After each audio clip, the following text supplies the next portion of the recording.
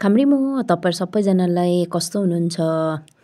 I hope तपाईहरु सन्चै हुनुहुन्छ होला। आज चाहिँ म बनाउन जान्दैछु मुसुरी दाल र मुङ दाल मिक्स गरेर यसरी साथमा लिएको छु अलिकति क्यारोट पनि मिक्स गरिदिन्छु, त्यहाँदेखि टमाटर, प्याज, अदुवा, अलिकति लसुन पनि कुचाएर राखेको छु। यसरी मुङ दाल र मुसुरी दाललाई चाहिँ मैले तातो पानीमा एकछिन भिजाएको छु।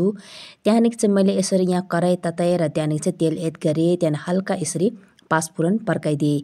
त्यहाँदेखि चाहिँ म यो माथि एड गर्छु यसरी प्याजलाई। प्याज एड गरिसकेर यसलाई अदुवा लसुन कुच्चाको म सँगै एड गरिदिन्छु। अलिकति यसरी मिक्स गरेँ र त्यहाँदेखि चाहिँ म एड गरिदिन्छु यसरी क्यारोटलाई पनि, टमाटर, त्यहाँदेखि चाहिँ दाललाई पनि सँगै यसरी एड गरिदिन्छ है त। मैले क्यामेरा यहाँ अलिकति जुम गरेर तेर्सो गरेर देखाएको छु तपाईहरुलाई के एड गरेँ भनेर। अब दाल एड गरिसकेर यो माथि एड गरेको छु अलिकति हल्दी र अलिकति नुन चाहिँ स्वाद अनुसार एड गर्नुहोस्। त्यहाँदेखि चाहिँ यसलाई मजाले यसरी भुट्ने मिक्स गरेर हाई फ्लेम राखेर चाहिँ अब भुटिसकेर चाहिँ यसलाई पानी एड गरेर चाहिँ सिटी लगाइदिने। पानी कम्ती ठिक्कैको एड गर्ने, ज्यादा पनि होइन। त्यहाँदेखि यसलाई चाहिँ म्याक्सिमम 4 सिटी लगाइदिनुहोस्। यो चाहिँ मुङ दाल र मुसुरी दाल मिक्स गरेर पकाउँदैछ है त।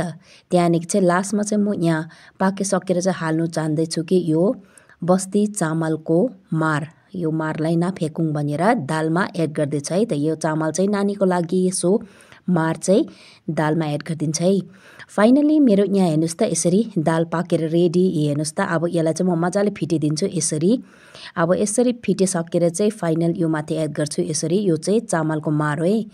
चामलको मार एड गरिसकेर चाहिँ अलिकति यसलाई मिक्स गरिदिने। अनि तपाईहरु घिउ लिनुहुन्छ भने घिउ एड गरिदिनुहोस्, नभए चाहिँ तपाईहरु स्किप गरिदिनुहोस् यसरी।